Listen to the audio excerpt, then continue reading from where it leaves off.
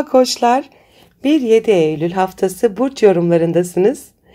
Eylül ayına hızlı, hareketli ve bol farkındalık içeren bir gökyüzüyle giriş yapıyorsunuz. Bu hafta sizi özellikle iş hayatınız, sağlığınız ve iç dünyanızla ilgili alanlarda önemli gelişmeler bekliyor. Göklerde adeta bir fırtına esiyor ve siz de bu değişim rüzgarının tam merkezindesiniz. Haftaya oldukça dinamik başlıyorsunuz. Ay Yay burcunda ilerliyor ve Mars ile uyumlu bir görünüm içerisinde. Bu durum sizler için özellikle eğitim, yurt dışı bağlantılı işler, hukuki süreçler ve akademik planlamalar açısından harekete geçirici etkiler taşıyor. İçsel motivasyonunuz yüksek, fiziksel gücünüz ve zihinsel netliğinizle dikkat çekebilirsiniz. Seyahat planları yapmak ya da geleceğe dönük kararlar almak için oldukça uygun bir gün. Salı günü ise gerçeklerle yüzleşme zamanı. Bugün gökyüzü biraz karmaşık. Ay gün içinde Oğlak burcuna geçiyor ve hem Merkür hem Satürn hem de Neptün'le sert açılar yapıyor. Kariyer alanınızdaki belirsizlikler, otorite figürleriyle soğuk yaklaşımlar ya da üstlerinizden gelen eleştiriler söz konusu olabilir. Aynı zamanda içsel olarak bazı hayal kırıklıklarıyla yüzleşebilirsiniz. Gün sonunda Merkür'ün Başak Burcu'na geçmesiyle birlikte özellikle iş düzeniniz, günlük sorumluluklarınız ve sağlığınızla ilgili konulara daha fazla odaklanmaya başlıyorsunuz. Önümüzdeki günlerde detaylara çok daha dikkat edeceksiniz. Çarşamba günü hem duygusal hem de zihinsel anlamda biraz zorlanabilirsiniz. Güneş-Ay üçgeni sizi kariyer hedeflerinizde desteklerken Merkür ile Uranüs arasındaki kare açı ani gelişmelere, beklenmedik haberlere ya da teknolojik aksaklıklara işaret edebilir. Aynı zamanda Ay'ın Mars'la yaptığı kare açı iş ortamınızda veya aileyle ilgili konularda sabrınızı sınayabilir. Ay'ın Jüpiter'le karşıtlığı ise maddi konularda abartılı harcamalara ya da duygusal tatminsizlik hissine yol açabilir. Bu nedenle finansal konularda temkinli olmanızda fayda var. Perşembe günü Ay Kova burcuna geçiyor ve Uranüs'le uyumlu bir açı yapıyor. Bu etkiyle birlikte sosyal çevrenizden destek görebilir, arkadaş gruplarınızla bağlantılarınızı güçlendirebilirsiniz. Yeni projelere dair sürpriz gelişmeler de gündeme gelebilir. Akşam saatlerinde Ay Plüto ile kavuşum yapıyor. Bu da size bazı arkadaşlıklar veya sosyal rollerinizle ilgili güçlü dönüşümler getirebilir. Kimi ilişkilerde güç savaşlarına dikkat etmeniz gereken bir gün olabilir. Cuma günü gökyüzü oldukça sert enerjiler barındırıyor. Mars ile Jüpiter arasında bir kare açı var. Sizin için bu hem ikili ilişkilerinizde hem de iş ortamınızda çatışmalara açık bir gün anlamına geliyor. Ayrıca Ay'ın hem Mars'a kare hem de Venüs'e karşıtlık yapması ilişkilerde hayal kırıklıklarına neden olabilir. Partnerinizle ya da yakın çevrenizle gereksiz polemiklerden uzak durmanızda fayda var. Ayrıca sağlığınıza da dikkat etmelisiniz. Bağışıklık sisteminiz zayıflayabilir. Cumartesi günü dinginlik arayışı ve ruhsal dalgalanmalar var. Hafta sonuna doğru giderken Ay Balık burcuna geçiyor ve Uranüs'le sert bir açı kuruyor. Bu etki bilinçaltınızda birikmiş bazı kaygıların su yüzüne çıkmasına neden olabilir. Kendinizi yalnız kalmak isterken bulabilirsiniz. Rüyalarınız çok yoğun olabilir, sezgileriniz artabilir. Ancak mantık dışı kararlar almaktan kaçının.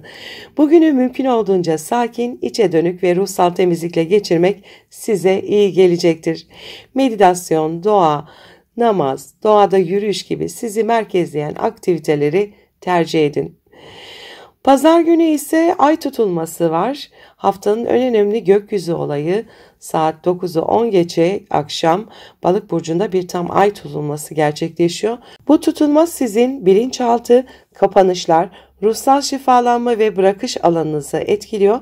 Geçmişten taşıdığınız korkular, bağımlılıklar, pişmanlıklar veya sizi sabote eden alışkanlıklarla vedalaşma zamanı.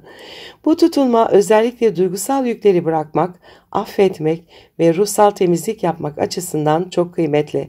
Kendinizle baş başa kalıp iç sesinize kulak vermelisiniz. Bazı kapanışlar zor olsa da size içsel bir ferahlık ve özgürlük getirecek. Haftanın ilk günleri iş ve eğitim odaklı planlar için destekleyici, ilişkilerde sabırsızlıktan ve eleştiriden uzak durmanız gereken bir hafta. Hafta sonuna doğru içsel dönüşüm ve bırakış enerjisi güçleniyor. Pazar günkü ay tutulmasıyla birlikte artık size hizmet etmeyen her şeyi bırakma zamanı. Sevgili koçlar, hayatınızda yeni bir faza geçiyorsunuz. Bu hafta yaşanacak her olay sizi daha güçlü ve daha sade bir halinize taşımak için geliyor. Zorlukların içinden büyük farkındalıklar doğabilir. Unutmayın, her kapanış yeni bir başlangıcın habercisidir. Kanalımıza abone olmayı, videoyu beğenip yorum bırakmayı unutmayın. Yeni bir haftada görüşmek üzere. Sevgiyle kalın. Merhaba boğalar, 1-7 Eylül haftası burç yorumlarındasınız. Eylül ayına girerken gökyüzü oldukça yoğun, karmaşık ve derin etkiler taşıyor. Bu hafta sizler için özellikle maddi kaynaklar, yatırımlar, çocuklar, aşk hayatı ve sosyal çevreniz konularında önemli dönemeçler söz konusu. Ayrıca 7 Eylül'de gerçekleşecek olan tam ay tutulması sizi sosyal hayatınız ve hayallerinizle ilgili ciddi bir farkındalığa taşıyor. Gelin haftanın detaylarına birlikte bakalım. Haftaya ayın Yay burcundaki seyriyle başlıyoruz. Ortak finansal konular, borçlar, miraslar ya da eşle paylaşılan kaynaklar ön planda olabilir. Mars ile Ay arasında destekleyici bir açı var. Bu da finansal girişimler, borç yapılandırmaları, kredi başvuruları ya da yatırım planlamaları açısından destekleyici bir gün olduğunu gösteriyor. Harekete geçmekten korkmayın, ancak planlı adımlar atmanız önemli. Salı günü Ay Oğlak burcuna geçerken Merkür ve Satürn'e zorlu, Neptün'le de sert açılar yapıyor. Özellikle uzaklarla bağlantılı işler, hukuki meseleler ya da eğitimle ilgili konular biraz karışıklık yaratabilir. Kararsızlıklar, belirsizlikler ve iletişimde yanlış anlaşılmalar gündeme gelebilir. Fikirlerinize karşı direnç görebilirsiniz. Akşam saatlerinde Merkür'ün Başak burcuna geçmesiyle birlikte zihniniz daha net çalışmaya başlıyor. Bu geçiş çocuklar, yaratıcı işler, aşk hayatı ve hobiler konusunda daha analizci, detaycı ve eleştirel düşünmenizi sağlayacaktır. Çarşamba günü hem maddi hem de duygusal açıdan dikkatli olmanız gereken bir gün, risk alma zamanı değil. Merkür'ün Uranüs'le olan kare açısı ani kararlar, teknolojik sorunlar ya da plansız harcamalar getirebilir. Ayın Mars ve Jüpiter'le yaptığı sert açılar ise sizi duygusal olarak huzursuz ve tepkisel bir moda sokabilir. Riskli yatırımlardan kaçının, aşk hayatınızda ani çıkışlar veya ego çatışmaları gündeme gelebilir. Bu nedenle olayları biraz akışına bırakmak ve soğukkanlı kalmak en doğrusu olacaktır. Perşembe günü kariyer planlaması ve gelecek hedefleri yapmak için uygun bir gün. Ay bugün Kova burcuna ilerliyor ve Uranüs'le uyumlu bir görünüm içerisinde.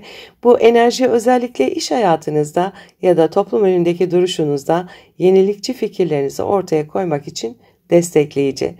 Yeni hedefler belirlemek, kariyer rotanızı gözden geçirmek için güzel bir gün. Ayın akşam saatlerinde Plüto ile kavuşması ise kariyer alanınızda dönüşüm zamanının geldiğini gösteriyor. Güç savaşlarından uzak durun ama stratejik olun.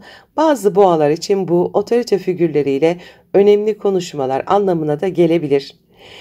Cuma günü dikkatli olmanız gereken bir gün sevgili boğalar. Mars ile Jüpiter arasındaki kare açı özellikle iş ve para dengesini kurmakta zorlanabileceğinize işaret ediyor. Aynı zamanda ayın Mars'a yaptığı kare ve Venüs'e de karşıt olması iş ortamınızda ya da günlük rutinlerinizde agresyonu artırabilir. İlişkilerde gerilim, yanlış anlaşılmalar veya geçmiş meselelerin tekrar gündeme gelmesi mümkün. Sağlıkla ilgili ufak tefek zorlanmalar da olabilir. Günlük programınızı esnek tutmakta fayda var. Cumartesi günü Ay Balık burcuna geçiyor ve Uranüs'le kare açı kuruyor. Sosyal çevrenizle ilgili sürpriz gelişmeler yaşayabilirsiniz. Planlar son anda değişebilir ya da bazı arkadaşlarınızla fikir ayrılıkları gündeme gelebilir. Ayrıca geleceğe dair hedeflerinizi yeniden gözden geçirmek isteyebilirsiniz. Günün ruhu biraz dalgalı. Bu nedenle kesin kararlar almaktan kaçının, daha çok gözlemci olun. Pazar günü ise ay tutulmamız var. Hayaller ve gerçekler arasında bir şeylerden bahsediyor bu tutulma. Ve haftanın en önemli gökyüzü olayı saat 21.10'da Balık burcunda gerçekleşecek olan ay tutulması sizin sosyal çevre, arkadaşlıklar, hayaller ve topluluk ilişkileri alanınızda gerçekleşiyor. Son 6 yıldır üzerinde çalıştığınız bir proje tamamlanabilir. Bazı dostluklar bitebilir ya da arkadaş ortamınızda net yüzleşmeler yaşanabilir. Ayrıca hayallerinizle ilgili daha gerçekçi bir değerlendirme yapma zamanı. Gerçekten sizin için ne anlam taşıyor? Hangi hedefler sizi büyütüyor? Hangileri artık sadece bir alışkanlık? Bu tutulma tüm bu soruları sormanıza sebep olabilir. Ruhsal açıdan güçlü farkındalıklar getirebilir. Ve haftanın genel tavsiyeleri de bu hafta riskli harcamalardan ve ani kararlardan uzak durun. İlişkilerde sabırlı olun. Özellikle cuma günü iletişim krizlerine dikkat edin. Hafta sonundaki ay tutulması ile birlikte bazı dostluklar sona erebilir. Ancak bu sizi özgürleştirecektir. Hayallerinizle gerçeklik arasında net bir ayrım yapma zamanı geldi efendim. Eylül ayının bu ilk haftasında evren sizden hem hedeflerinizi yeniden yapılandırmanızı hem de çevrenizdeki insanlara dair daha net seçimler yapmanızı istiyor. Unutmayın, bazen vedalar en büyük özgürlüktür. Kanalımıza abone olmayı, videoyu beğenip yorum bırakmayı unutmayın. Yeni bir haftada tekrar görüşmek dileğiyle, sevgiyle kalın. Merhaba ikizler, 1-7 Eylül haftası burç yorumlarındasınız. Eylül ayının ilk haftası sizin için hem ilişkiler hem kariyer hem de ailevi temalarda belirleyici gelişmelere açık bir dönem. Haftanın sonunda gerçekleşecek ay tutulması ise sizi köklerinizle, evinizle ve geçmişle yüzleşmeye çağırıyor. Bu haftanın enerjisi yoğun, yer yer zorlu ama oldukça dönüştürücü. Gelin gökyüzünde neler var birlikte inceleyelim. Pazartesi günü ay karşıt burcunuz Yay'da ilerlemesiyle başlıyoruz. Bu da sizin için özellikle ilişkiler, ortaklıklar ve danışmanlık konularını gündeme getirebilir. Ayın Mars ile uyumlu açısı sayesinde partnerinizle birlikte hareket etmek ya da ortak bir konuda karar vermek açısından destekleyici bir gün. Uzun zamandır konuşulması gereken şeyleri gündeme getirebilirsiniz. Ancak unutmayın, söyleyiş tarzı en az içerik kadar önemli. Salı günü özellikle ilişkilerde bazı kırgınlıklar yaşanabilir. Ay gün içinde Oğlak burcunda geçerken önce Merkür ile üçgen, ardından retro Satürn ve Neptün'e zorlu açılar yapıyor. Bu da özellikle maddi paylaşımlar, güven duygusu ve karşılıklı sorumluluklar konusunda stres yaratabilir. Eski meseleler yeniden gündeme gelebilir. Günün sonunda Merkür'ün Başak burcuna geçmesiyle birlikte aile ve ev konuları zihinsel gündeminize yerleşiyor. Ev değişimi, taşınma, tamirat ya da aile içi konuşmalar daha belirgin hale gelebilir. Çarşamba günü gökyüzü oldukça hareketli. Güneş ay üçgeni size iş hayatı açısından destek verse de yöneticiniz Merkür'ün Uranüs'le yaptığı kare açı özellikle iç dünyanızda huzursuzluk yaratabilir, duygularınızı bastırmakta zorlanabilir, kontrolsüz çıkışlar yapabilirsiniz. Aynı zamanda ayın Mars'a ve Jüpiter'e yaptığı sert açılar aile içindeki gerilimleri, geçmiş meselelerin gündeme gelmesini ve içsel baskıyı arttırabilir. Bugün hem fiziksel hem zihinsel anlamda yorulabilirsiniz. Kendinize küçük molalar verin. Perşembe günü Ay Kova burcunda ilerliyor ve Uranüs'le uyumlu bir açı yapıyor. Bu da sizin için özellikle uzak planlar, yurt dışı bağlantılı işler, eğitim ve hukuki konular açısından beklenmedik ama olumlu gelişmelerin habercisi olabilir. Yeni bir vizyon belirleyebilirsiniz. Ayın akşam saatlerinde Plüto ile kavuşması, inançlarınız ve yaşam felsefenizle ilgili derin dönüşümleri tetikleyebilir. Bugün zihinsel olarak güçlü ve etkileyicisiniz. Fikirlerinizle başkalarını kolaylıkla etkileyebilirsiniz. Cuma günü bugün dikkatli olmanız gereken bir gün. Mars-Jüpiter karesi var. Özellikle aşk hayatınızda, çocuklarla ilgili konularda ya da keyif alanlarınızda kontrolsüzlük ve sabırsızlık yaratabilir. Ayın Mars'la yaptığı kare, Venüs'le yaptığı karşıtlık, duygusal patlamalara açık bir enerji taşıyor. Partnerinizle ya da yakın çevrenizle tartışmalara girmemeye özen gösterin.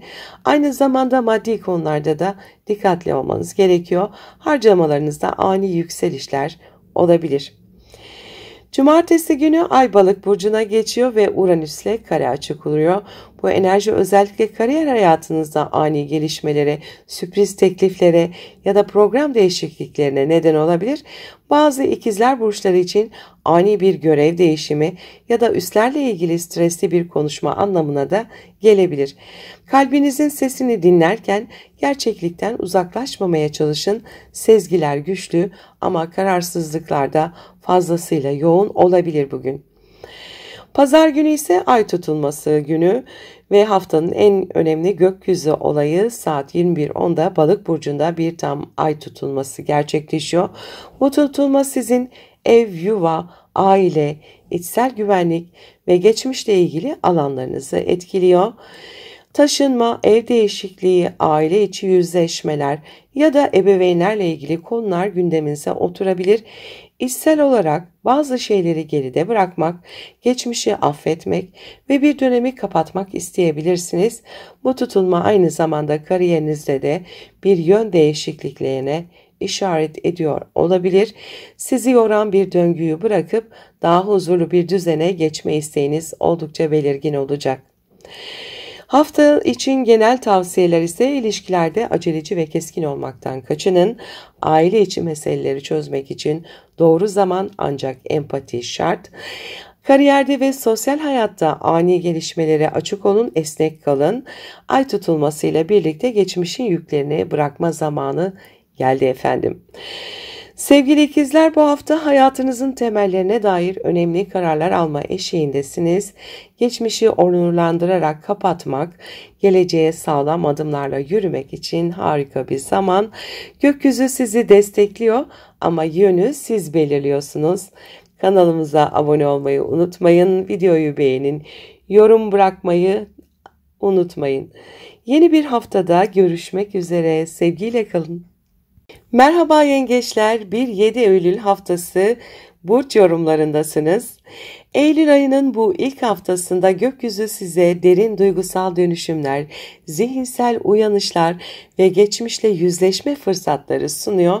Özellikle ilişkiler, sağlık, iş ortamı ve yolculuklar konusunda önemli farkındalıklar yaşanabilir. 7 Eylül'de gerçekleşecek Balık burcundaki tam ay tutulması size uzakları yakın etme, yeni bakış açıları kazanma ve inançlarınızı sorgulama kapısı açıyor. Gelin bu güçlü haftayı birlikte detaylıca inceleyelim. Haftaya ayın Yay burcundaki seyriyle başlıyoruz. Günlük işleriniz, sağlık rutinleriniz ve iş ortamınızla ilgili hızlı gelişmeler yaşayabilirsiniz. Ayın Mars ile olan olumlu açısı sizi hem fiziksel hem zihinsel olarak daha aktif kılabilir. Ofiste işleri hızlandırabilir, ertelediğiniz düzenlemeleri yapabilirsiniz. Ancak fazla harcamalara ve telaşa kapılmamaya dikkat edin. Salı günü özellikle zihinsel yorgunluklara dikkat etmeniz gerekiyor. Zihinsel karışıklık, iletişim engelleri yaşanabilir. Öğleden sonra Ay Oğlak burcuna geçiyor ve Merkür, Satürn ve Neptün gibi gezegenlerle sert açılar yapıyor. Özellikle ikili ilişkilerde, sözleşmelerde, resmi görüşmelerde karışıklık ve anlaşmazlıklar olabilir. İletişimde yanlış anlaşılmalara açık bir gündesiniz. Günün sonunda Merkür'ün Başak Burcu'na geçmesiyle birlikte zihniniz toparlanmaya başlayacak. Bu geçiş yakın çevrenizde olan iletişimi ve kısa yolculukları gündeminizin merkezine taşıyabilir. Çarşamba günü ikili ilişkiler açısından oldukça hareketli. Güneş ve Ay arasında destekleyici bir açı var. Bu da ortaklıklar ve evlilikle ilgili konularda yapıcı konuşmalar yapabileceğinize işaret ediyor. Ancak Merkür-Uranüs karesi sürpriz gelişmeler, haberler ya da yolculuk planlarında değişiklikler getirebilir. Ayın Mars ve Jüpiter ile olan sert açıları ise karşı tarafla çatışmalara, baskı hislerine ve duygusal iniş çıkışlara yol açabilir. Duygusal dengenizi korumanız önemli. Gereksiz yere savunmaya geçmekten kaçının. Perşembe günü Ay Kova burcuna ilerliyor. Ortak finansal konular, borçlar, kredi başvuruları ya da miras gibi konularda beklenmedik gelişmeler yaşanabilir. Uranüs'le olan üçgen açı ani fırsatlar getirebilir. Akşam saatlerinde Ay'ın Plüto ile kavuşması ise duygusal derinliğinizi arttırıyor. İçsel dönüşüm, bırakma, şifalanma temaları çok güçlü. Ruhsal çalışmalar, terapi, meditasyon, dua gibi alanlar için oldukça verimli bir gün olabilir. Cuma günü gökyüzünde Mars ile Jüpiter arasında gergin bir kare açı var. Ayrıca Ay'ın da Mars'a kare, Venüs'e karşıt yaptığını görüyoruz. Özellikle maddi konular ve aşk hayatınızda stresli gelişmelere açık bir gün. Harcamalar kontrolsüz olabilir, partnerinizle fikir ayrılıkları yaşanabilir, aynı zamanda sosyal çevrenizde iletişim krizleri çıkabilir. Gün boyunca öfkenizi yönetmek, sözlerinizi dikkatli seçmek çok önemli. Cumartesi günü Ay Balık burcuna geçiyor. Biraz daha sakin, içsel ve ruhani bir atmosfere giriyoruz. Ayrıca Uranüs'te olan sert açı özellikle seyahatler, yurt dışı bağlantılı işler ya da akademik konularda ani gelişmelere işaret ediyor. Vize, belge, evrak işleriyle uğraşmak zorunda kalabilirsiniz. Planlarınız son anda değişebilir. Akışta kalmak ve esneklik göstermek sizin için bugünün anahtarı. Pazar günü ise tam ay tutulması var. Haftanın en önemli gökyüzü olayı saat 21.10'da Balık burcunda tam ay tutulması gerçekleşiyor. Bu tutulma sizin 9. evinizde. Yani inançlar, uzak seyahatler, yüksek öğrenim, yurt dışı bağlantıları ve yaşam felsefenizle ilgili alanları etkiliyor. Uzun zamandır sürüncemede kalan bir akademik süreç, vize başvurusu ya da yurt dışı planı netlik kazanabilir. Aynı zamanda hayat görüşünüz, inanç sisteminiz ya da öğrenci ilişkileriyle ilgili güçlü farkındalıklar yaşayabilirsiniz. Sizi geliştirmeyen düşünceleri artık bırakma zamanı. Bu tutulma zihinsel zincirlerinizi kırma ve özgürleşme çağrısı gibi. Haftanın tavsiyelerine gelelim. İlişkilerde empatiyi elden bırakmayın. Maddi konularda riskli adımlar atmayın. Zihinsel ve ruhsal olarak yenilenmeye açık bir haftasınız. Ay tutulması size hangi inanca tutunuyorsunuz sorusunu soruyor. Cesaretle cevaplayın. Sevgili yengeçler, bu hafta evren sizi daha büyük düşünmeye, geçmiş kalıpları bırakıp yeni bir perspektife geçmeye davet ediyor. Zihninizde açılacak kapılar, kalbinizde de yepyeni yollar yaratabilir. Kanalımıza abone olmayı, videoyu beğenip yorum bırakmayı unutmayın. Yeni bir haftada görüşmek üzere, sevgiyle kalın. Merhaba aslanlar, 1-7 Eylül haftalık burç yorumlarındasınız. Eylül ayının ilk haftasına giriş yaparken gökyüzü sizi maddi konular, ilişkiler, ortaklıklar ve duygusal bağlarla ilgili önemli dönüşümlere hazırlıyor. Özellikle haftanın sonunda gerçekleşecek Balık burcundaki tam ay tutulması sizi derinlerde kalan korkularınızla yüzleştirip bırakmanız gereken yükleri fark ettiriyor. Şimdi gelin bu hareketli haftaya sizi neler bekliyor birlikte inceleyelim. Pazartesi günü Ay Yay burcunda ilerlemesiyle başlıyoruz. Aşk hayatınız, flörtler, çocuklarla ilgili konular ve yaratıcı projeler ön planda. Ayın Mars'la yaptığı uyumlu açı sizi daha dışa dönük ve cesur kılıyor. Hayattan keyif alma, risk alma ve sahneye çıkma arzunuz yüksek. Yaratıcılığınız zirvede. Ancak kontrolsüz çıkışlara dikkat edin çünkü Mars terazide daha diplomatik olmayı gerektiriyor. Salı günü Ay Oğlak burcuna geçiyor. Bununla birlikte iş ortamınız, günlük sorumluluklarınız ve sağlığınız gündeme geliyor. Ay önce Merkür ile uyumlu bir üçgen, ardından Satürn ve Neptün ile sert açılar yapıyor. Bu da özellikle iş yerinizde sorumluluklar artarken bir yandan da kafanızın karışabileceğini gösteriyor. Ne zaman yapılacak belli değil gibi hissedebilirsiniz. Günün sonunda Merkür'ün Başak Burcu'na geçişiyle birlikte parasal konular netlik kazanmaya başlıyor, harcamalarınıza odaklanıyorsunuz.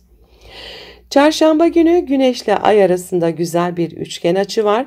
Bu destek maddi anlamda size fırsatlar sunabilir ancak aynı zamanda Merkür-Uranüs karesi sürpriz masraflara, işle ilgili beklenmedik haber ya da kararlara işaret ediyor.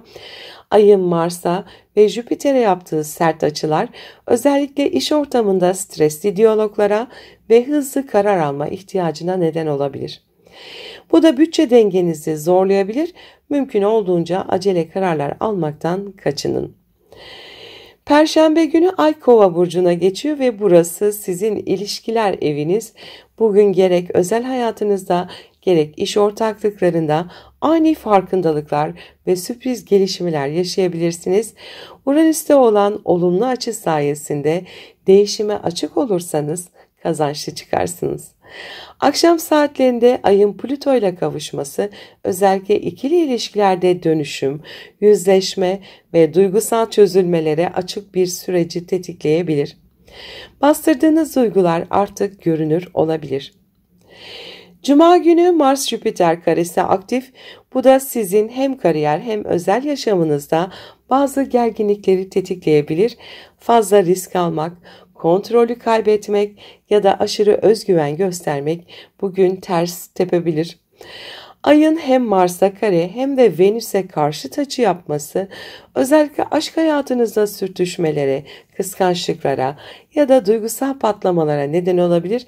Kendinizi baskı altında hissedebilirsiniz. Ani kararlar almadan önce 2 kere düşünün. Cumartesi günü Ay Balık burcuna geçiyor. Bu geçişle birlikte daha içe dönük, sezgisel bir enerjiye geçiyoruz. Ortak finansal konular, borçlar, kredi başvuruları ya da miras gibi konular bugün ön planda olabilir. Ay-Uranüs karesi özellikle para ile ilgili konularda beklenmedik gelişmelere işaret ediyor. Sürpriz bir ödeme çıkabilir ya da finansal planlamada ani değişiklikler yapmak gerekebilir. Fazla fedakarlıktan kaçının bugün lütfen. Pazar günü tam ay tutulmamız var. Haftanın en önemli gökyüzü olayı saat 21.10'da Balık burcunda bir tam ay tutulması gerçekleşiyor. Bu tutulma sizin 8. evinizde.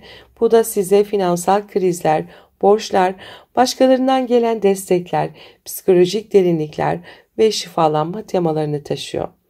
Maddi ya da manevi anlamda bir bırakış sürecine girebilirsiniz. Uzun süredir sizi yoran bir borç, bir ilişki bağı ya da içsel korkuyla yüzleşerek artık özgürleşmek isteyebilirsiniz.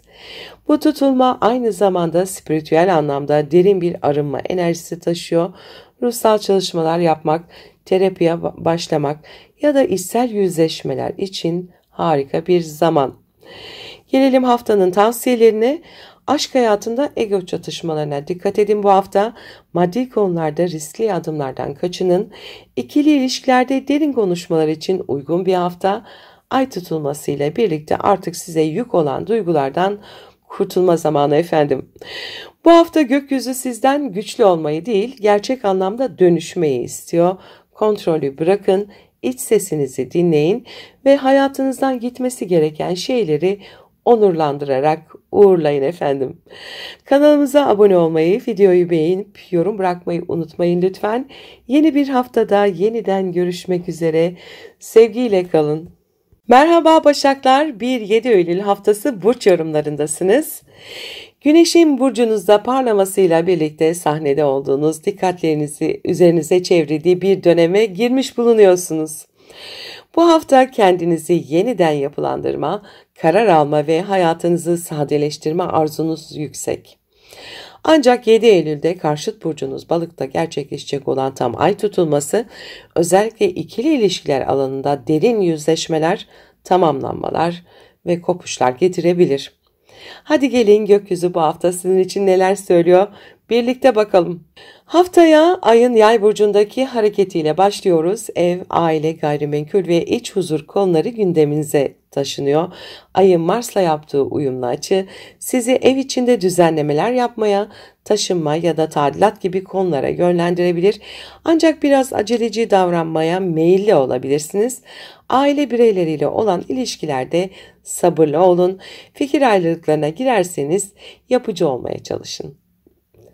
Salı günü ay Oğlak Burcu'na geçerken sizin aşk, çocuklar ve keyif alanlarınızı aydınlatıyor. Sabah saatlerinde ayın Merkür'le yaptığı güzel açı sizi yaratıcı fikirlerle buluşturabilir.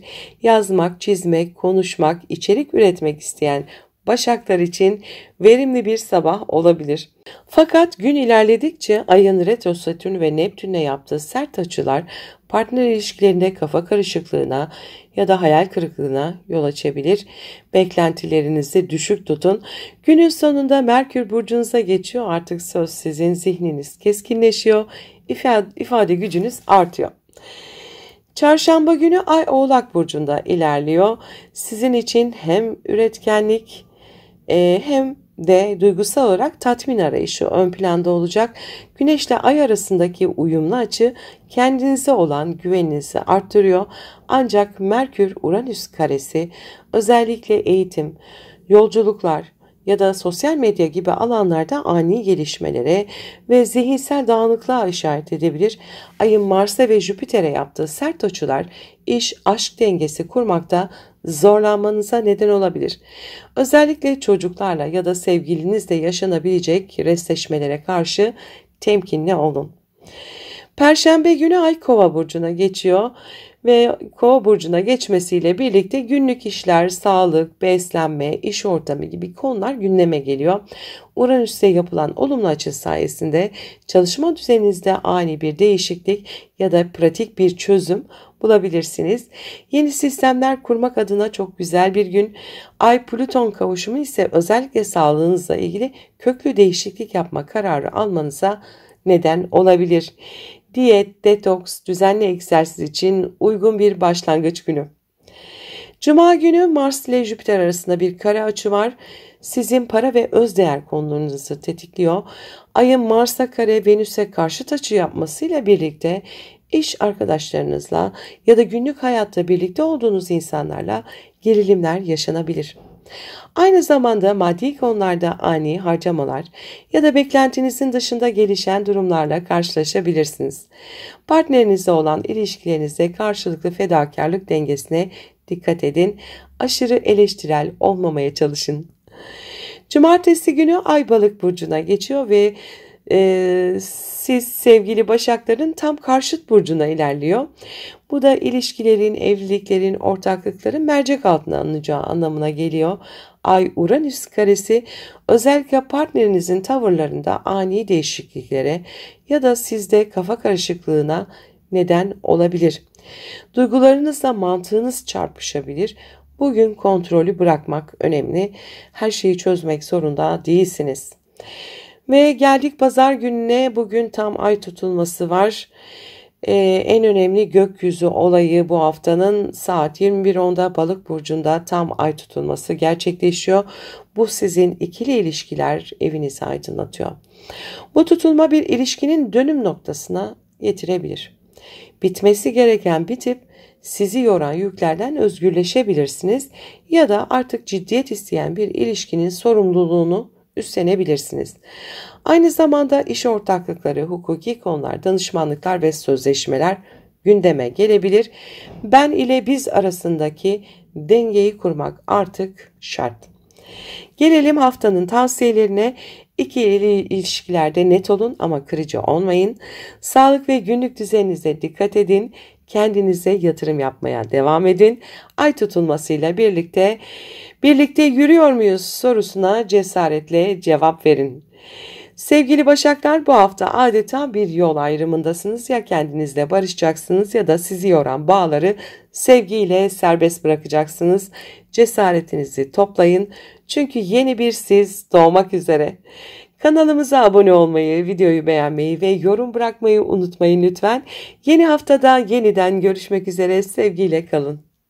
Merhaba teraziler, 1-7 Eylül haftası burç yorumlarındasınız. Sevgili teraziler, Eylül ayının ilk haftasına girerken gökyüzü sizi özellikle gizli gündemler, içsel huzur ve ruhsal temizlik konularıyla sınava alıyor. Mars'ın burcunuzda ilerliyor olması sizi enerjik ve atak bir hale getirirken 7 Eylül'deki Balık burcunda gerçekleşecek olan tam ay tutulması gündelik hayatınız, sağlığınız ve iş ortamınıza dair net bir kapanış enerjisi taşıyor. Dilerseniz bu hafta neler yaşanabilir? Gelin birlikte detaylandıralım. Haftaya ayın Yay burcundaki seyriyle başlıyoruz. Kardeşler, yakın çevre, kısa yolculuklar, eğitim veya dijital iletişimle ilgili konular gündemde olabilir. Ayın Mars'ta yaptığı olumlu açı sizi daha girişimci, kendinizi net ifade eden ve aktif bir hale getiriyor. Mars burcunuzda ilerlediği için bu hafta birçok konuda liderlik rolü üstlenebilirsiniz. Ancak aceleci kararlar almayın, özellikle sözlü çatışmalardan uzak durun. Salı günü ay Oğlak burcuna geçerken odağınızı evinize, ailenize ve kişisel ihtiyaçlarınıza çekiyor. Sabah saatlerinde Merkür'le yapılan olumlu açı düşüncelerinizi paylaşmak, bir meseleye çözüm bulmak için oldukça uygun. Fakat Satürn ve Neptün'le yapılan sert açılar hem ilişkilerde hem iş hayatında kararsızlık yaratabilir. Günün sonunda Merkür'ün Başak burcuna geçmesiyle birlikte iç dünyanıza derin bir sorgulama başlıyor. Kendinizle baş başa kalmak isteyebilirsiniz. Çarşamba günü Ay Güneş üçgeni var. Evde yapılacak düzenlemeler, aileyle barışmalar ya da köklerinizi güçlendirme yönünde destek veriyor. Ancak ayın Mars'a yaptığı kare açı özellikle aile büyükleriyle yaşanabilecek küçük sürtüşmelere işaret edebilir. Sakinliğinizi korumanız gereken bir gün. Ayın Jüpiter'le karşıtlığı ise iş-aile dengesinde sizi zorluyor. Bu iki alanı dengeye getirmek için sorumluluk almanız gerekebilir. Perşembe günü Ay Kova burcuna geçmesiyle birlikte aşk, çocuklar ve hobilerle ilgili konular hareketleniyor. Uranüs'le yapılan olumlu açı size sürpriz bir tanışma, ani bir heyecan ya da beklenmedik bir mutluluk getirebilir. Ay Plüton kavuşumu ise aşk hayatında ya çok güçlü bir bağ kurma ya da geçmişten gelen bir duygunun yeniden gündeme gelmesi anlamına geliyor. İlişkilerde dönüşüm zamanı. Cuma günü Mars ile Jüpiter arasında sert bir açı var. Bu sizin hem fiziksel enerjinizi hem de para, miras, kredi gibi ortak kaynaklara dair konuları tetikleyebilir. Ayın Mars'a yaptığı kare açı ile birlikte aşk hayatında ego savaşlarına, iş ortamında ise çatışmalara açık bir gün. Ay Venüs karşıtlığı ise partnerinizle aranızda duygusal kırılmalar yaratabilir. Bu tür bir etki altında kararlar almayın, duygular yatışana kadar bekleyin. Cumartesi günü Ay Balık burcuna geçmesiyle birlikte özellikle bedeninize ve zihninize iyi bakmanız gereken bir sürece giriyorsunuz. Günlük yaşamın detaylarında kaybolmak yerine daha fazla sezgilerinize kulak vermek faydalı olacaktır. Ay Uranüs karesi ani rahatsızlıklar ya da beklenmedik iş değişikliklerine işaret edebilir. Gün boyunca stresten uzak durmaya çalışın. Zihinsel ve bedensel dinlenmeye çok önemli. Pazar günü saat 21.10'da Balık burcuna gerçekleşecek tam ay tutulması sizin 6. evinizde, yani günlük yaşamınız, sağlığınız, iş arkadaşlarınız ve çalışma koşullarınız alanında etkili olacak.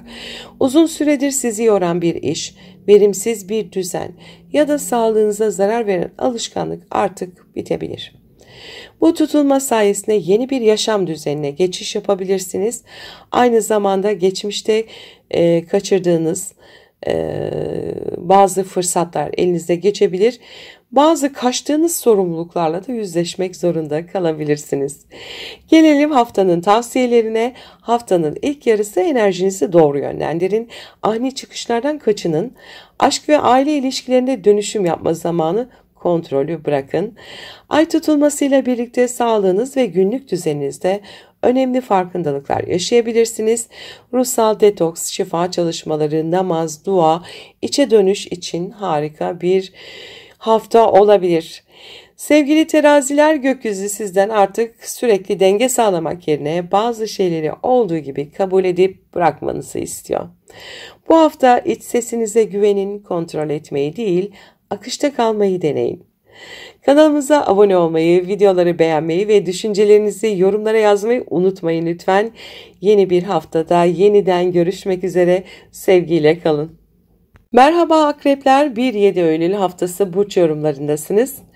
Sevgili akrepler, Eylül ayının bu ilk haftasında hem sosyal çevreniz hem aşk hayatınız hem de çocuklarla ilgili konularda çarpıcı gelişmelere açık bir gökyüzü var. Güneş Başak Burcu'ndayken hedeflerinize daha stratejik yaklaşıyor. Planlarınızı somutlaştırmak istiyorsunuz ancak 7 Eylül'deki Balık Burcu'ndaki tam ay tutulması kalbinizin derinliklerinde gizlenen bir arzuyu ya da artık sonlanması gereken bir aşkı gözler önüne serebilir. Gelin bu haftanın detaylarına birlikte bakalım. Haftaya ayın Yay burcundaki seyriyle başlıyoruz. Para, kazançlar ve maddi güvence konuları ön plana çıkıyor. Ayın Mars'la yaptığı olumlu açı sayesinde özellikle kariyerden gelen kazançlar, freelance işler ya da yeteneklerinizle paraya çevirme konusunda önemli bir adım atabilirsiniz. Ancak acele kararlar almaktan, borçlanmaktan ya da riskli yatırımlardan kaçınmanızda fayda var. Salı günü Ay Oğlak Burcu'na geçiyor ve sizin yakın çevre, kardeşler ve iletişim alanınızı aydınlatıyor. Merkür ile uyumlu açı sayesinde zihniniz oldukça aktif. Yazışmalar, sözleşmeler, eğitim ve sunumlar için çok güzel bir gün. Fakat Satürn ve Neptün'le gelen sert etkiler özellikle aşk hayatında ya da çocuklarla ilgili meselelerde hayal kırıklığı yaratabilir. Günün sonunda Merkür Başak Burcu'na geçiyor. Sosyal çevrenizde ilişkiler hızlanıyor. Çarşamba günü Güneş'le Ay arasında üçgen açı özellikle plan, proje üretme, karar verme ve harekete geçme konularında cesaret veriyor size. Ancak ayın Mars'la yaptığı kare iletişim kazalarına açık bir atmosfer yaratıyor. Aniden yükselen sesler, kırıcı sözler gündeme gelebilir. Ayın Jüpiter'le karşıtlığı ise partnerle aranızda inanç çatışmalarını tetikleyebilir. Düşüncelerinizi ifade ederken yargılayıcı değil, empatik olmaya çalışın. Perşembe günü Ay Kova burcuna geçiyor ve sizin ev, aile alanınızı aydınlatıyor. Uranüs'le yapılan olumlu açı evde sürpriz bir değişiklik ya da aile bireylerinden gelen bir haberle sizi şaşırtabilir. Ay Plüton kavuşumu duygusal bir derinlik getiriyor. Ev içindeki rolleriniz, geçmişle olan bağlarınız veya çocukluk anılarınızla yüzleşebilirsiniz. Bu yüzleşmeler dönüşüm getirici olabilir. Direnmeyin. Cuma günü Mars ile Jüpiter arasında bir kare açı var. İçsel öfkeyi, bastırılmış arzuları ya da gizli rekabeti su yüzüne çıkarabilir. İş arkadaşlarınız ya da partnerinizle aranızda bir güç savaşına dönüşecek durumlara dikkat edin. Ayın Mars'la kare ve Venüs'le karşıt açı yapması özellikle hayatınızda duygusal olarak gergin bir atmosfer yaratabilir. İlişkilerde ani tepkiler vermek yerine duygularınızı anlamaya çalışın. Sabır bugünün anahtarı olabilir. Cumartesi günü Ay Balık Burcu'na geçiyor ve sizin aşk, flört, eğlence, sahne, çocuklar ve yaratıcılık alanınızı etkiliyor. İçinizden geçen duygular bir şarkı gibi yükselebilir. Ancak ayın Uranüs'le yaptığı kare açı partnerden beklenmeyen çıkışlar, ilişkiyle ilgili ani kararlar ya da çocuklarla ilgili sürpriz durumlara işaret edebilir günün ilerleyen saatlerinde. Duygularınızı bastırmak yerine yaratıcı bir yolla dışarı vurmak faydalı olur. Ve pazar günü ay tutulmamız var. Kalbinizde gizli kalan ne varsa aydınlanıyor efendim. Haftanın en önemli gökyüzü olayı saat 21:10'da Balık burcunda gerçekleşecek olan tam ay tutulması sizin 5. evinizde meydana geliyor. Bu tutulma aşk hayatınızda radikal kararlar, tamamlanmalar ya da yepyeni farkındalıklar getirebilir. Uzun süredir belirsiz giden bir ilişki netleşebilir. Devam mı, tamam mı sorusunun cevabını bulabilirsiniz. Aynı zamanda çocuk sahibi olmak, bir sanat projesi başlatmak ya da hayattan daha fazla keyif almak adına önemli bir döneme geçiş yapabilirsiniz. Gelelim haftanın tavsiyelerine. İlişkilerde sabırlı olun. Her tepkiden önce nedenini sorgulayın. Ailenizle olan bağlarınızı gözden geçirin. Derinleşmek için çok güzel bir hafta. İçinizde tuttuğunuz yaratıcılık patlamaya hazır. Sanat, müzik, yazı gibi alanlara yönelin efendim bu hafta. Ay tutulmasıyla birlikte kalbinizi gerçekten ne mutlu ediyorsa oraya yönelin. Sevgili akrepler, bu hafta gökyüzü size diyor ki korkma, hisset, kalbinin sesini duymazdan gelme. Ay tutulmasıyla birlikte içinizde bir ışık yanacak. Bu ışık kimi zaman ayrılığı, kimi zaman yeni bir aşkı, kimi zaman ise kendinize duyduğunuz sevgiyi getirebilir. Ne olursa olsun artık bir şeyler değişiyor. Kanalımıza abone olmayı, videoyu beğenmeyi ve düşüncelerinizi yorumlara bırakmayı unutmayın. Yeni bir haftada yeniden görüşmek üzere, sevgiyle kalın. Merhaba yaylar, 1-7 Eylül haftası burç yorumlarındasınız. Sevgili yaylar, Eylül ayının bu ilk haftası sizin için oldukça dikkat çekici temalar barındırıyor. Güneşin kariyer alanınızda ilerlemesiyle birlikte hedeflerinize daha ciddi şekilde odaklanırken haftanın sonunda gerçekleşecek olan Balık burcundaki tam ay tutulması ev, aile ve yerleşimle ilgili konularda önemli farkındalıklar ve kapanışlar getiriyor. Haydi şimdi gökyüzünün bu haftaki gündemini birlikte detaylandıralım. Haftaya bu ayın burcunuza ilerlemesiyle başlıyoruz. Haftaya oldukça enerjik, hevesli ve girişken bir ruh haliyle başlıyorsunuz. Ayın Mars'la yaptığı uyumlu açı sizi sosyal çevrede öne çıkarabilir, arkadaşlarınızdan destek görebilir ya da bir ekip çalışmasında lider rolü üstlenebilirsiniz. Yeni fikirleriniz varsa bugün onları hayata geçirmek için uygun bir gün, kendinize olan güveniniz yüksek. Salı günü Ay Oğlak burcuna geçiyor. Odağınızı para, kazançlar ve güvence arayışına çeviriyor. Merkürle yaptığı üçgen açı sayesinde mantıklı ve stratejik kararlar alabilirsiniz. Ancak Ay ve Satürn, Ay ve Neptün kareleri ev aile alanlarında hayal kırıklıklarına ya da kafa karışıklıklarına açık olduğunuzu gösteriyor. Ayrıca Merkür'ün Başak Burcu'na geçmesiyle birlikte kariyer planlarınızda daha detaycı, analizci bir tutum sergileyebilirsiniz. İş başvuruları, projeler, sunumlar için önümüzdeki günler oldukça uygun. Çarşamba günü Güneş'in Ay'la yaptığı olumlu açı maddi hedeflerinize dair bazı taşları yerine oturtmanıza yardımcı olabilir. Ancak Ay'ın hem Mars'a kare hem de Jüpiter'e karşıt açı yapması özellikle iş ortamında veya sağlıkla ilgili harcamalarda beklenmedik gelişmelere işaret ediyor. Ani bir masraf çıkabilir ya da kazancınızla ilgili bir sorunla ilgilenmeniz gerekebilir. Abartılı tepkiler vermemeye dikkat edin. Perşembe günü Ay Kova burcuna geçiyor ve iletişim, eğitim, kardeşler ve yakın çevreyle ilişkiler gündeminize geliyor.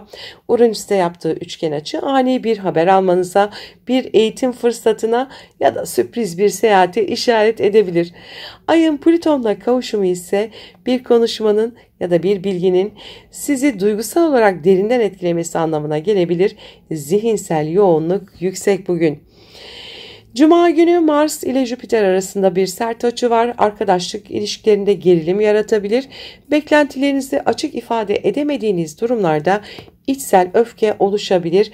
Ayın hem Mars'a kare hem de Venüs'e karşıtlık yapması özellikle sosyal ilişkiler, grup çalışmaları ya da arkadaş ortamlarında duygusal derinlikler doğurabilir. Aniden küsen biri ya da biten bir arkadaşlık gündeme gelebilir. Duygusal patlamalardan uzak durmakta fayda var. Cumartesi günü Ay Balık burcuna geçiyor ve sizin ev, aile, yaşam temellerinizi temsil eden alana yerleşiyor. İçsel olarak daha hassas, kırılgan ve duygusal olabilirsiniz. Ayın Uranüs'le yaptığı kare açı evle ilgili sürpriz bir gelişmeyi ya da aile bireylerinden gelen beklenmedik haberleri gündeme taşıyabilir. Taşınma, düzen değişikliği, bakım, onarım gibi konularda aktifleşebilir. Duygusal dengeyi korumak önemli. Ve pazar günü ay tutulmamız var. Ailevi sonlanmalar, duygusal temizlik gibi temalar gündeme gelecek. Haftanın en önemli gökyüzü olayı 7 Eylül'de saat 21.10'da Balık burcunda gerçekleşecek olan tam ay tutulması sizin 4. evinizde meydana geliyor. Bu tutulma ev, aile, ebeveynler, yerleşim, taşınma ya da geçmişe dair duygusal bir meselenin artık netlik kazanmasını sağlayabilir. Aile içinde bir konunun kapanışı yaşanabilir, bir taşınma kararı alınabilir, evle ilgili sorumluluklarınızı yeniden düzenleyebilirsiniz. Aynı zamanda içsel olarak derin bir boşalma, ruhsal bir şifa süreci de yaşanabilir. Bırakmak size iyi gelecektir. Gelelim haftanın tavsiyelerine. Bu hafta iş ve para konularında stratejik olun. Riskli adımlar atmayın. Sosyal çevreyle ilişkilerde sabırlı ve yapıcı olun. Aileyle ilgili duygusal meselelerde yüzleşme zamanı olabilir. Bu hafta esnek olun. Ay tutulması sizi geçmişle vedalaşmaya ve yeni bir temele yöneltmeye çağırıyor. Sevgili yaylar, bu hafta gökyüzü sizi içeriden yeniden inşa etmeye çağırıyor. Ne kadar güçlü görünürseniz görünün, artık bazı duygusal yükleri bırakma zamanı geldi. Geçmişte kalanı geçmişte bırakın. Sizi geleceğe taşıyacak olan şey kalbinizin hafiflemesi olacak. Kanalımıza abone olmayı, videoyu beğenmeyi ve düşüncelerinizi yorumlara yazmayı unutmayın. Yeni haftada yeniden görüşmek üzere. Sevgiyle kalın. Merhaba Oğlaklar, 1-7 Eylül haftası burç yorumlarındasınız. Sevgili Oğlaklar, Eylül ayının ilk haftasında gökyüzü size hem zihinsel olarak yoğun hem de duygusal olarak derinleştirici bir süreç sunuyor. Haftanın sonunda gerçekleşecek Balık burcundaki tam ay tutulması zihninizin iç dünyasını, düşünce kalıplarınızı ve iletişim şeklinizi sorgulatabilir. Karar verme, öğrenme ve yakın çevreyle ilişkilerde önemli tamamlanmalar yaşayabilirsiniz. Hadi gelin bu güçlü haftanın detaylarına birlikte bakalım. Haftaya Ay Yay burcunda başlıyorsunuz. Bu da sizin 12. evinizin yani bilinçaltı ve iç dünyanızın hareketlenmesi demek. Mars'ın desteğiyle bugün ruhsal konulara, sezgilerinize ya da yaratıcı çalışmalarınıza yönelebilirsiniz. Ayrıca kendi içinizde çekilmek, biraz yalnız kalmak ya da üzerinizdeki yorgunluğu atmak için uygun bir gün. Arka planda yürüttüğünüz işler varsa bugün onlara odaklanabilirsiniz. Ay burcunuza geçiyor salı günü. Enerjiniz yükseliyor. Bu geçişle birlikte odak size dönüyor. Giyiminiz, görünüşünüz, duruşunuz, kendinizi ifade etme biçiminiz dikkat çekiyor. Ancak Satürn ve Neptün'le olan kare açılar özellikle iletişimde kafa karışıklıklarına, yanlış anlaşılmalara ya da içsel çelişkilere işaret edebilir. Bugün çevrenizden net cevaplar alamayabilirsiniz. Gün sonunda Merkür'ün Başak Burcu'na geçmesiyle birlikte zihniniz netleşiyor. Eğitim, yurt dışı, hukuk, yayıncılık gibi alanlarda güçlü bir hareket başlıyor. Çarşamba günü ay hala burcunuzda ilerlerken Güneş ile uyumlu, Mars ve Jüpiter ise gergin açılar yapıyor. Gün boyunca hem harekete geçmek hem de daha fazlasını istemek arasında kalabilirsiniz. Özellikle aşk hayatınız, çocuklarla ilgili meseleler ya da eğlenceye dair planlarda abartıya kaçma ihtimaliniz yüksek. Sabırlı olun, her şeye yetişemezsiniz. Aynı anda hem üretken hem kontrollü kalmak zor olabilir. Perşembe günü ay Kova burcuna geçiyor. Para, kazanç, sahip olduklarınızla ilgili konular gündeme gelebilir. Uranüs'le yapılan olumlu açı yaratıcı ve sıra dışı bir gelir fikrine işaret ediyor. Plüton'la kavuşum ise size para, değer ve özgüven konularında derin bir dönüşüm yaşatabilir. Bugün para kazanma ya da para harcama konularında daha güçlü hissetmek isteyebilirsiniz. Maddi gücünüzün aslında nereden geldiğini fark ediyorsunuz. Cuma günü Mars ile Jüpiter arasında bir kare açı var. Maddi konularda fazla cesur ya da düşüncesiz davranmanıza neden olabilir. Ayın da Mars'la kare Venüs'te karşıt açı yapması sebebiyle para, yatırım ve alışveriş gibi konularda ani kararlar vermekten kaçınmalısınız. Bugün finansal ilişkiler, ortak para kullanımı ya da kredi konuları özellikle dikkat gerektiriyor. Ani masraflar canınızı sıkabilir. Cumartesi günü Ay Balık burcuna geçiyor ve iletişim, kardeşler, yakın çevre, kısa yolculuklar gibi alanları aydınlatıyor. Uranüs'le yaptığı kare açı ani haberler, değişen planlar ya da duygusal çıkışlara açık bir atmosfer yaratıyor. Düşünceleriniz bir anda değişebilir, dağılabilir. Özellikle telefon trafiği, e-postalar, randevular derken zihinsel yorgunluk yaşayabilirsiniz. Kısa yürüyüşler ya da meditasyon ya da dua iyi gelebilir. Ve gelelim haftanın en önemli gökyüzü olayına. 7 Eylül Pazar günü saat 21.10'da Balık burcunda gerçekleşecek tam ay tutulması sizin 3. evinizde gerçekleşiyor. Bu alan düşünceleriniz, kararlarınız, kardeşler, komşular, eğitim ve iletişimle ilgilidir. Belki de uzun süredir düşündüğünüz ama karar veremediğiniz bir konuda artık netleşiyorsunuz.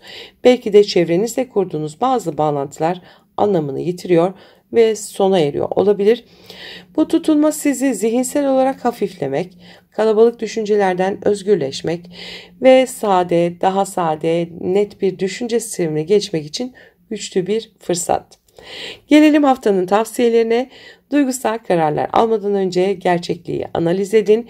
Eğitim, yazı, medya ya da yolculuklar konusunda eskiyi bırakıp yeniye yer açın. Maddi konularda ani kararlardan kaçının, kontrolü kaybetmeyin. Tutulma haftasında iç sesinizi dinleyin, zihinsel arınma sağlayın. Sevgili oğlaklar, bu hafta gökyüzü size şöyle diyor: zihnini sadeleştir, kalbini temizle ve yola öyle devam et. Ay tutulmasıyla birlikte artık sizi yoran, zihninizi meşgul eden konular geride kalabilir. Sizi geleceğe taşıyacak olan netlik ve sadelik olacaktır. Kanalımıza abone olmayı, videoyu beğenmeyi ve düşüncelerinizi yorumlara yazmayı unutmayın. Yeni haftada yeniden görüşmek üzere, sevgiyle kalın. Merhaba Kovalar, 1-7 Eylül haftası burç yorumlarındasınız. Sevgili Kovalar, yeni bir haftaya giriş yapıyoruz. Bu hafta gökyüzü oldukça hareketli. Özellikle haftanın sonunda gerçekleşecek olan Balık burcundaki tam ay tutulması sizin finansal konularınızı, değerlerinizi ve maddi güvence arayışınızı aydınlatıyor. Para kazançlarınızla ilgili önemli gelişmeler yaşanabilir. Gelin şimdi haftanın detaylarını, gökyüzü yansımalarını birlikte bakalım. Pazartesi günü Ay Yay burcunda ilerliyor. Haftaya arkadaş grupları, sosyal çevre ve gelecek planları ön planda olarak başlıyorsunuz. Mars ile Ay arasında destekleyici açı, ekip çalışmalarında aktif rol üstlenebileceğinize, enerjinizi başkalarıyla paylaşarak hedeflerinize yaklaşabileceğinize işaret ediyor. Yeni bir organizasyon, sosyal medya projesi ya da topluluk çalışması için bugün oldukça uygun bir gün. Salı günü Ay Yay burcundan ayrılarak Oğlak burcuna geçiyor ve sizin bilinçaltınızı temsil eden alana ışık tutuyor. İçsel olarak biraz geri çekilme, dinlenme ihtiyacında olabilirsiniz. Merkür'ün Başak burcuna geçmesiyle birlikte maddi alanlarda detaycı ve planlı düşüneceğiniz bir dönem başlıyor.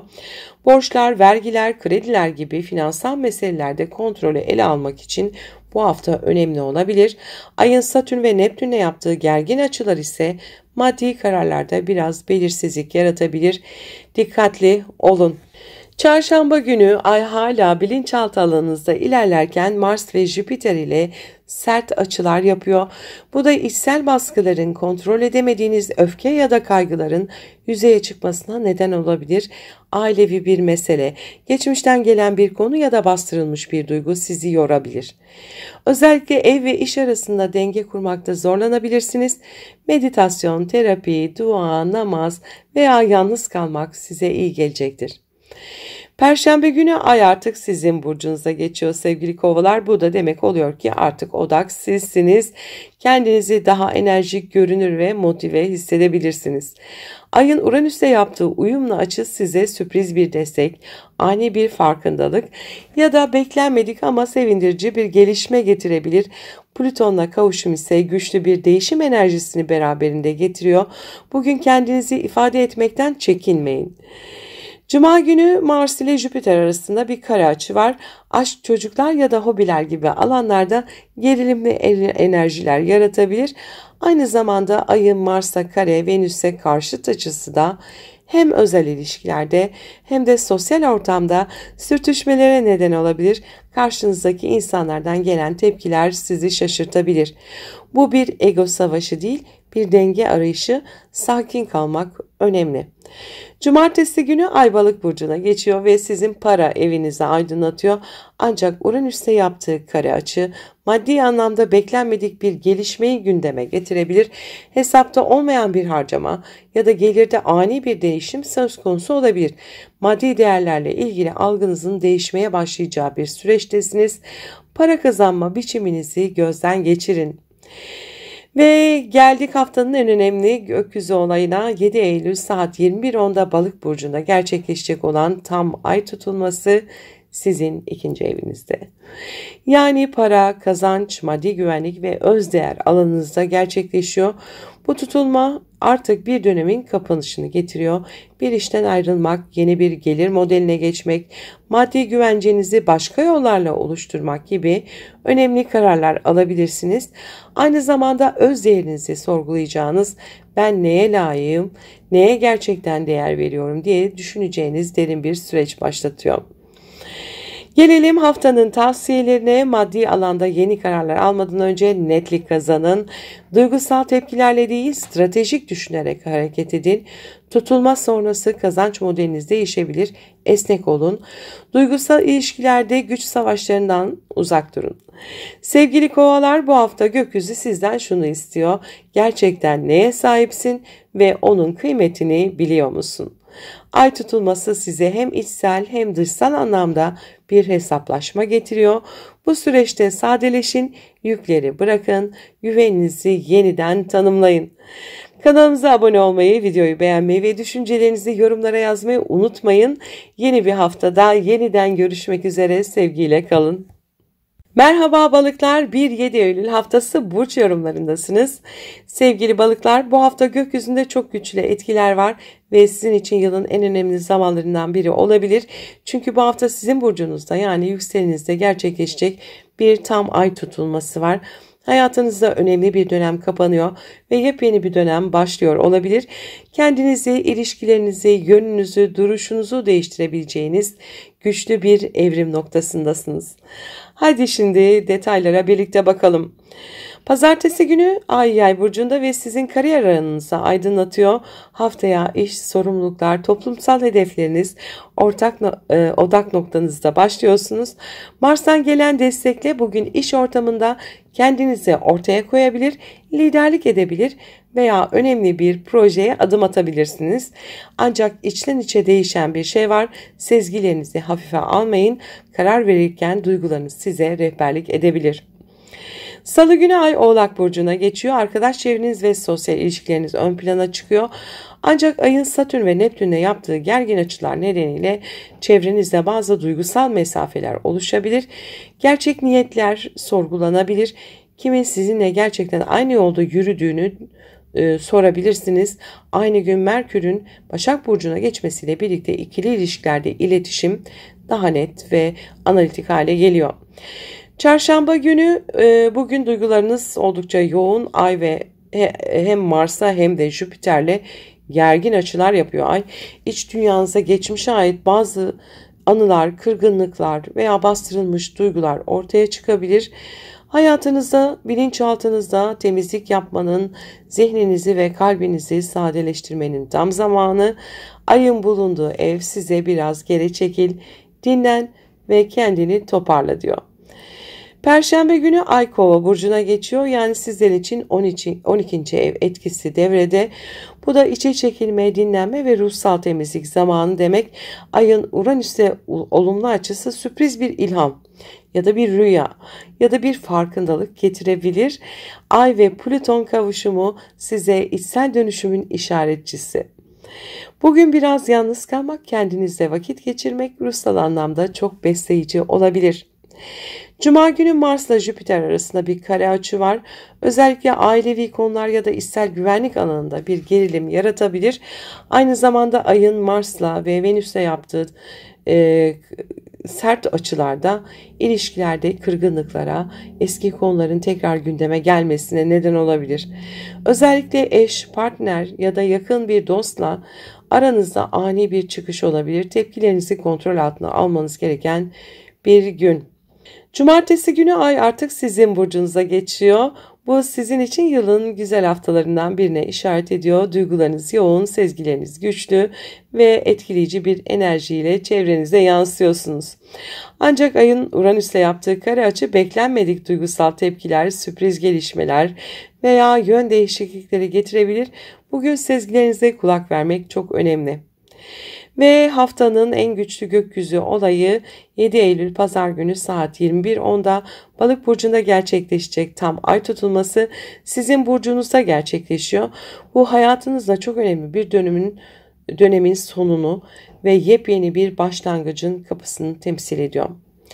Bu tutulmayla birlikte artık ben eskisi gibi değilim diyebilirsiniz. Kendinize dair algınız, görüşünüz, hayat yönünüz, ilişkilerdeki duruşunuz değişebilir. Bazı insanlar hayatınızdan çıkabilir, bazı kararlar netleşebilir. Artık sizi taşıyan ama aynı zamanda yoran sorumlulukları bırakıyorsunuz. Hayatınızın kontrolünü yeniden elinize alıyorsunuz. Gelelim haftanın tavsiyelerine. Kendinize zaman ayırın, iç sesinizi dinleyin bu hafta.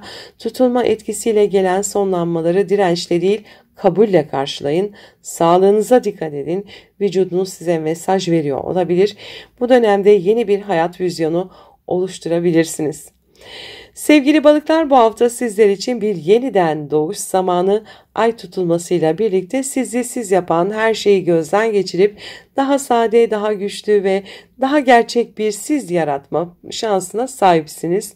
Bunu hafife almayın. Kanalımıza abone olmayı, videoyu beğenmeyi ve bu güçlü tutulma sürecine dair düşüncelerinizi yorumlara yazmayı unutmayın. Yeni haftada tekrar görüşmek dileğiyle, sevgiyle kalın.